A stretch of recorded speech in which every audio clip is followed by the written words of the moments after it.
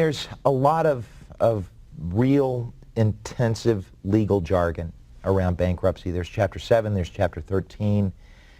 Can you explain to us the difference between those two primary things? Mm-hmm. The Chapter 7 is called a liquidation bankruptcy. And the reason it's called liquidation is that all unsecured debts, like credit cards, medical bills, lines of credit, are wiped away. You never have to repay them.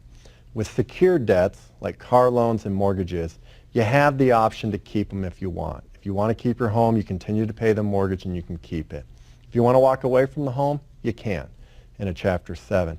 They call it the liquidation bankruptcy because there's a trustee who's appointed by the bankruptcy court, and their job is to look out and see if there's any money that can be paid to creditors. And there's things that they go out and they look for.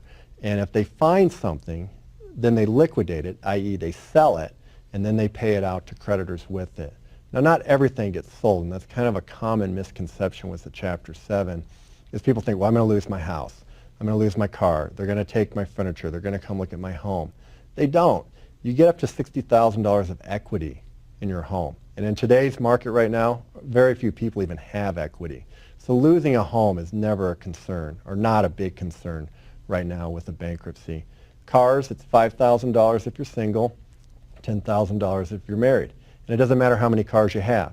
You could have 3 cars, and if they're all paid off and less than $10,000, you'll keep them.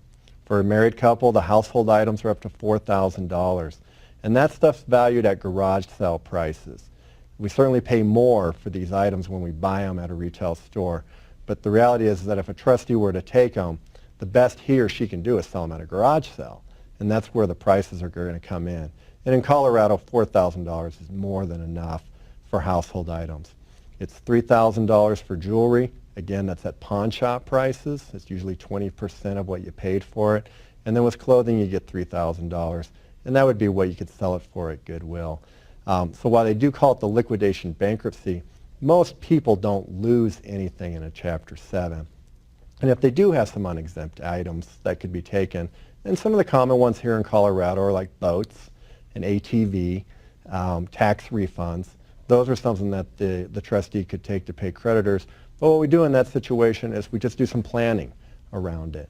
If the boat is something that you have a loan on, it's not an issue at all. But if you own it outright, you have the option. You could let the trustee sell it, or what you can do is sell it yourself for fair market value and then use the money to catch up on a mortgage, car payment, whatever it is that you need to do. So with Chapter 7s, we have a lot of flexibility in it, and it's not as onerous as people really think it is. Now at Chapter 13, that's called the repayment bankruptcy, and the common misconception with Chapter 13 is that they think, I have to repay all my debt. And they're like, I can't even afford to pay it, let alone repay all of it. And again, that's not the case in a Chapter 13. What you do in a Chapter 13 is you actually pay what they call your disposable income. And what we do there is we start with your income before tax. We take out your taxes, your withholding.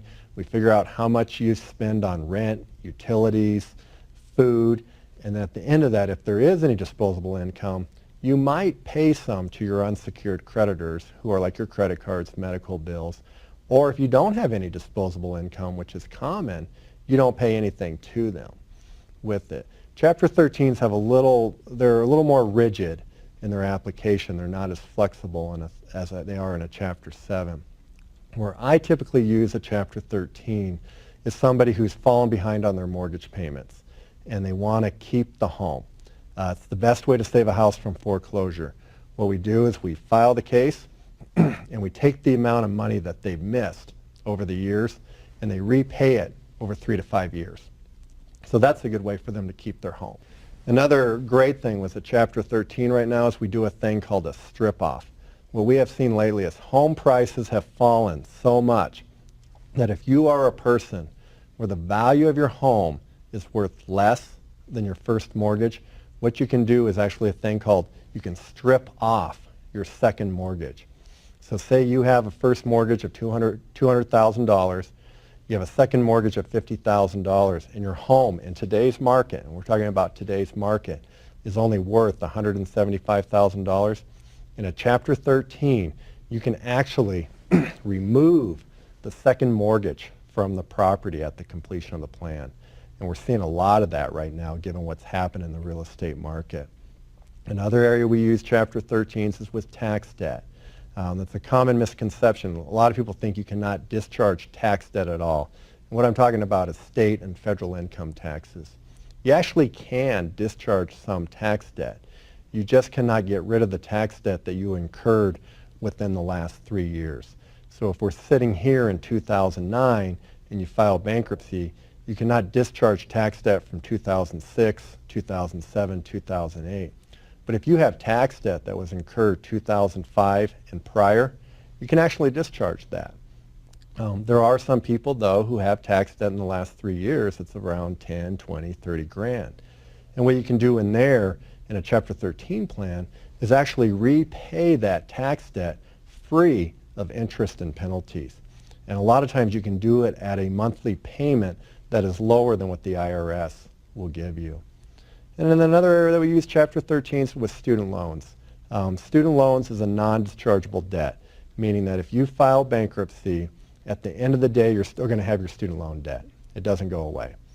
But in a Chapter 13, what we can do is kind of re-budget that student loan debt, where if you have student loan payments of $800 a month and you're in a job right now that just doesn't pay enough where you can afford that payment, what we can do is put you in a Chapter 13 plan where a 3 to 5 year period you can actually pay less during that period. So it gets you a little relief from it. And so those are the common things with 13s that we do. If that doesn't, and another only other time that we use a Chapter 13 is if you don't qualify for a Chapter 7 bankruptcy. A couple of years ago, Congress amended the Bankruptcy Act. And what they did for a Chapter 7 is they put in a hurdle in whether you qualify for a Chapter 7 or not. Chapter 7 bankruptcy is based on income and family size. If you're a single person in Colorado and you make less than $45,000 a year, you automatically qualify for bankruptcy, a Chapter 7. You can go through it. But if you make more than that, it doesn't mean you don't qualify for Chapter 7, but we have to do a thing called a means test. And what the means test is we look at the type of debts you have, and we take that into consideration, a calculation, to see if we can get you to qualify. If you're somebody who has a $2,000 mortgage and a $500 car payment, typically you can qualify if you make less than $60,000, because those two payments are going to bring you down under the median income, and then you're eligible for a Chapter 7. But say you're a single person in Colorado and you're making $70,000 with the mortgage and the car payment, and we can't get you under that, and you're about $300 short a month, then your only option under bankruptcy at that point is to file the Chapter 13. What you'll do there is you'll pay that $300 a month for the next 5 years, and at that time you get a discharge. So using the $300, it's about $18,000 that you'd pay back of debt. And if you're a person who has $50,000, $70,000 of debt, Chapter 13 is still a great option for you, because you only paid back $18,000, and the other $30,000, $55,000, you wiped it off, and you don't have to pay it.